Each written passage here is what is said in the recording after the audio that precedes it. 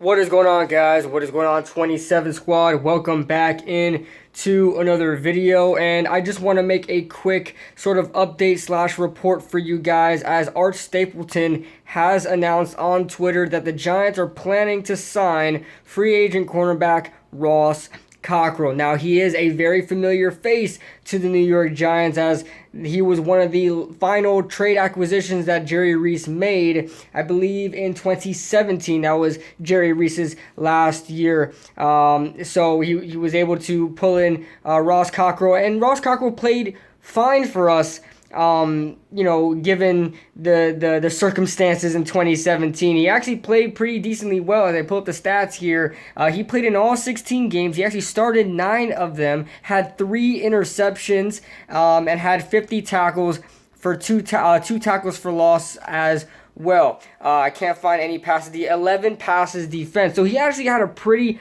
productive year for the New York Giants. He actually had his career high in interceptions with the New York Giants. Now, that's not to say that he's going to come back and be a star player for us by any sort of the imagination, but I think Ross Cockrell will be a good fit here. He is an outside corner. He is accustomed to being a New York Giant.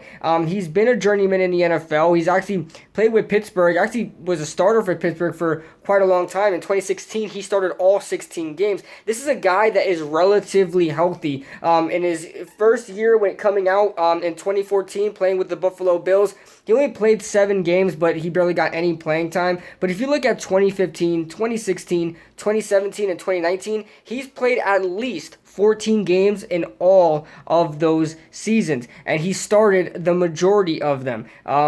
He started all 16 games in 2016, 9 games with the Giants, and 11 games with the Carolina Panthers recently last year. So I think this is a perfect replacement for DeAndre Baker, as I think the Giants and I think everybody else are coming to the understanding now that DeAndre Baker will no longer be a New York Giant. It's very saddening. It's very unfortunate to hear, but that's just is what it is at this point. I'm really happy that the Giants made this move and we didn't just go out there and get some random player out there. And this is going to be a very team-friendly type of contract. Ross Cockrell is not going to force any sort of huge contract by any sort of the imagination. I'm very interested to seeing if, this is all barring, COVID testing. He has to go through the COVID testing. So let's just assume that he passes the COVID testing and he is signed by the New York Giants. I really see this as being a veteran minimum deal. I don't see this reaching any more past $2 to $3 million at all.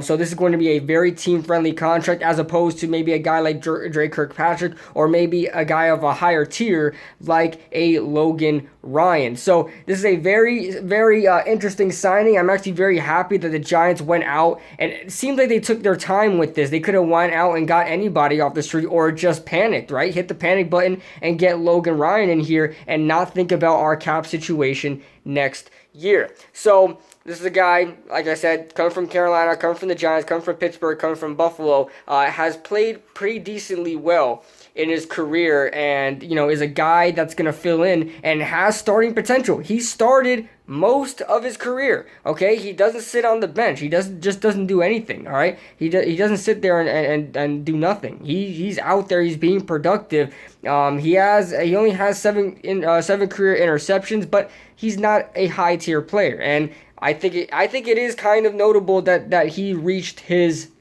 career high in interceptions with the New York Giants. Now, I believe 2 of them were legit. I believe the other one came in a blowout game, and it was like the last pass of the game, something like that. Correct me if I'm wrong. That's what I remember Ross Cockrell in 2017. But hey, I'm all for it. Let me know your thoughts in the comment section below. I'm actually pretty excited about this signing. I think we're actually filling in DeAndre Baker's spot with a pretty solid role, and a guy that doesn't get injured. A guy that does not get injured, okay? For the most part in his career, he hasn't been hurt. So that's all I could ask for, okay? I don't want to bring in a guy that's going to be hurt, and then we have to, look to Corey Valentine or some other practice squad player to fill in that role starting outside corner, like, the horror days of BW Webb. So that being said, let me know your thoughts in the comment section below, and I'll see you guys in the next video.